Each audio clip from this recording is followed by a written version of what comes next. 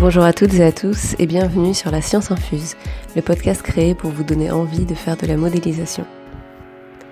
Nous sommes aujourd'hui jeudi 9 avril et nous en sommes à notre 24e jour de confinement.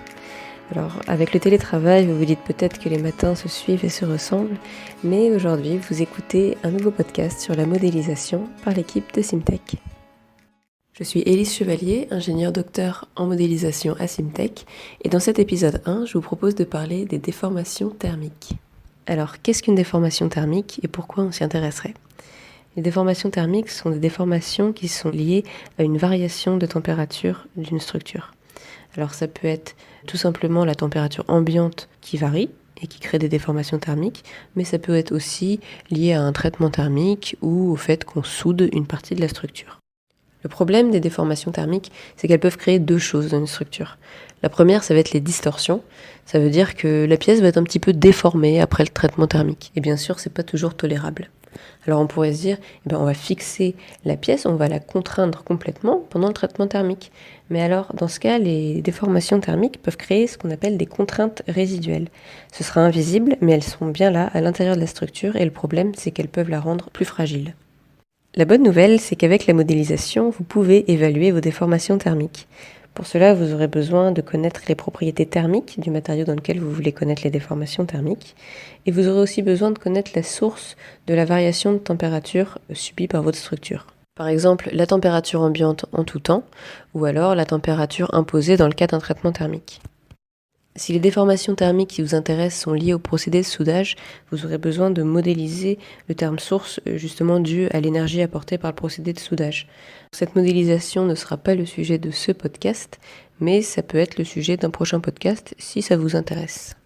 Pour connaître les déformations thermiques, on va calculer la température en chaque point de la structure et en chaque instant, grâce à l'équation de la chaleur et aux propriétés thermiques de votre matériau.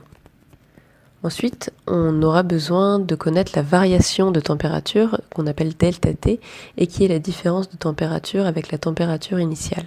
Et là, on y est presque puisque la déformation thermique est directement proportionnelle à cette variation de température ΔT. En fait, il suffit de multiplier ΔT par le coefficient de dilatation thermique du matériau. Cette modélisation vous a permis d'obtenir vos déformations thermiques et vous pouvez maintenant vous en servir pour calculer les distorsions et les contraintes résiduelles dans votre structure. Alors pour ça, vous aurez besoin de faire un calcul de mécanique qui ne sera pas détaillé ici parce qu'on aurait au moins 100 000 choses à dire dessus et on n'aura pas le temps dans ce podcast. Il nous reste encore un point important à traiter. On a parlé de modélisation et ça sous-entend qu'on a fait des hypothèses et ces hypothèses vont avoir une influence plus ou moins importante sur notre solution.